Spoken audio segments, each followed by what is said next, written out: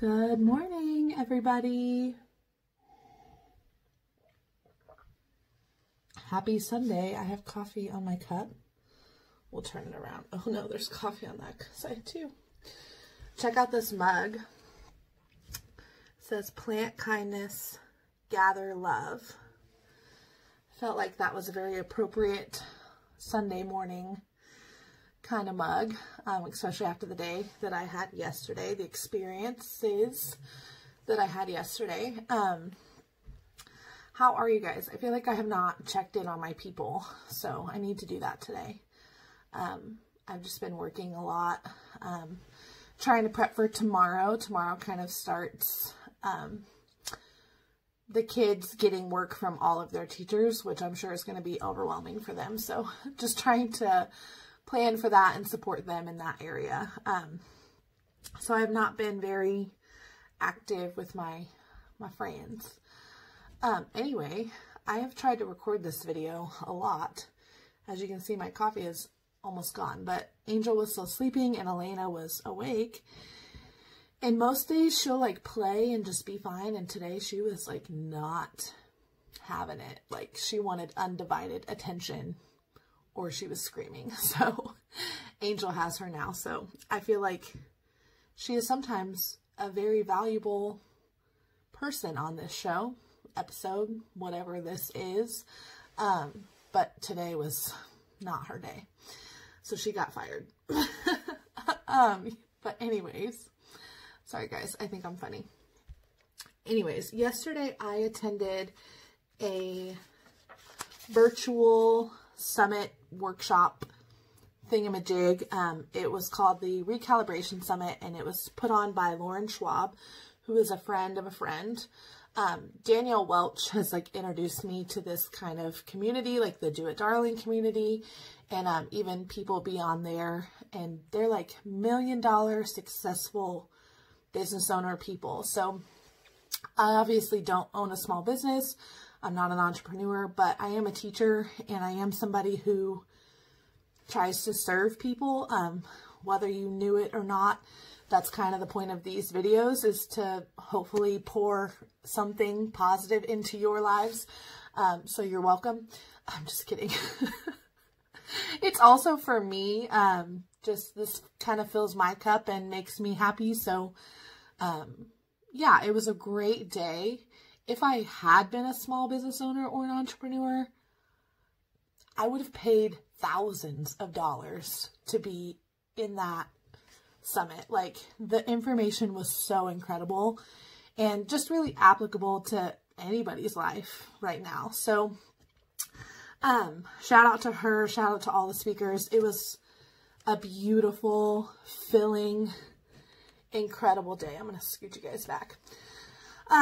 So the first takeaway is something that my mentor has always told me, and my mentor probably doesn't even know she's my mentor. It's actually my content partner and his wife. Both of them are kind of my mentors. Super successful marriage, happy couple, and just genuine good people. Like, that's who I want to be in my life. You know what I mean? So I work with Albert every day, and then Nicole worked with us last year, but she has moved on to be an assistant principal this school year at another school, but I still talk to her often. So she has always said, you can't pour from an empty cup, right? Like, what are you doing to take care of you? And as a teacher, as a mom, as a wife, I'm giving a lot, right? Like, I'm giving. And, I'm a pretty selfish person. I think my friends and family would let you know that about me. So I'm pretty good at making sure that I have my time, to fill my cup up. Because as much as I do give, I also know that I have to take that time for myself. However, in this time of being at home, I have noticed that I have not built that time into my schedule. So normally I do it at school when I have like my plan time. I take a moment for myself. I do some journaling, whatever. But right now I have not built that time in at all. So it was such a good reminder to me, not only just to fill my cup before I pour, but he gave specifics for like how to fill your cup, which was like a little bit mind-blowing to me, because I guess I didn't really think about those things, which it seems like common sense once you hear it. But he just said that him and his wife, when they wake up, before they get on social media, before they check their notifications, before they reach out to their clients or people that they're trying to serve. So like before I would even record Coffee with Carbs, do something positive that fills your cup. Listen to a positive podcast. Listen to or read a devotional. There's a specific YouTube video that gets me like pumped up and like reminds me that life is short and to like kind of go for my goals. Every time I watch it, I'm like, dang, shoot, let's like get it, you know? So I'll post that in the description. But yeah, just taking time to get up and shower before your kids wake up. That's what I tried to do today, and then Elena woke up, so that's just life. But at least consistently putting in that time to fill your cup, because I do it, but it's not consistent. So that was just a huge reminder to consistently, every day, no matter what, like put you first. I have a quote on my Facebook, my Instagram. It's posted on a whiteboard on my refrigerator. It's from Michael Todd, which is the pastor of Transformation Church, which I talked about in my last video. Love God, love yourself, love others. Like in that order.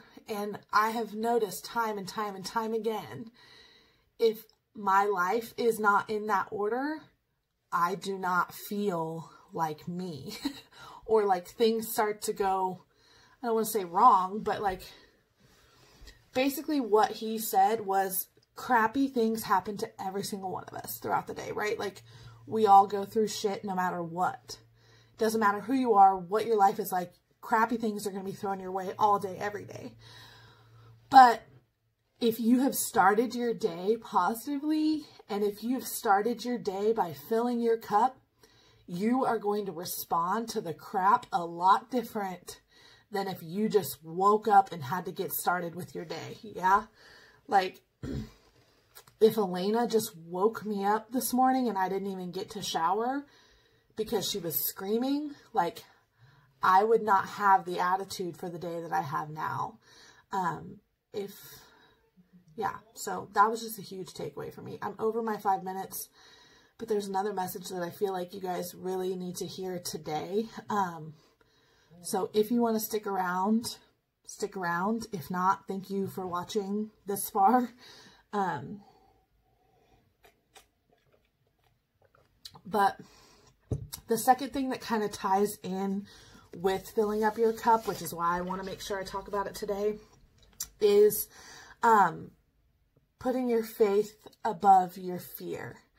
And right now the world has a lot of fear, right? Like even just scrolling through social media, scrolling through Instagram, it's everywhere. Like coronavirus, COVID-19, it's all over the place. So it was just so refreshing yesterday to be not in a room, but in a Zoom, as Lauren Schwab says, with people who were faith-driven and not fear-driven.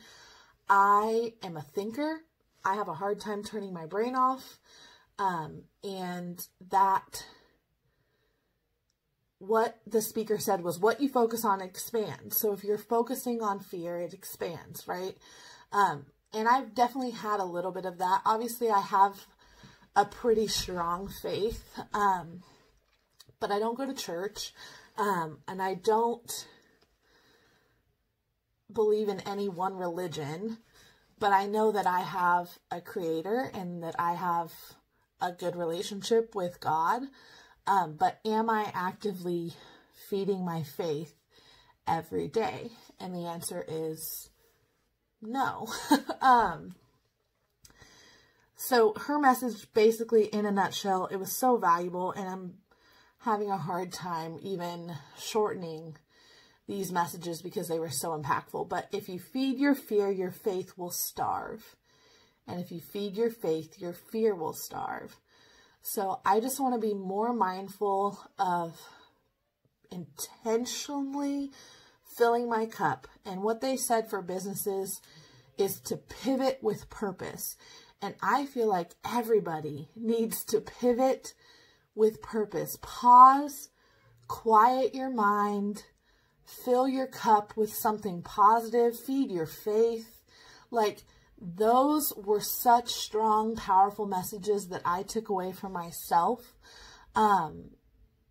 Because we all know that that's what we should be doing, but are you consistently and actively feeding your faith, trying to fill your cup so that you can serve other people, so that you can be a light in the dark, so that you can be positive? That's my goal. That's my goal as a teacher. Like, I don't want my kids to be afraid. They're already afraid. Like, I don't need to be another one of those people for them.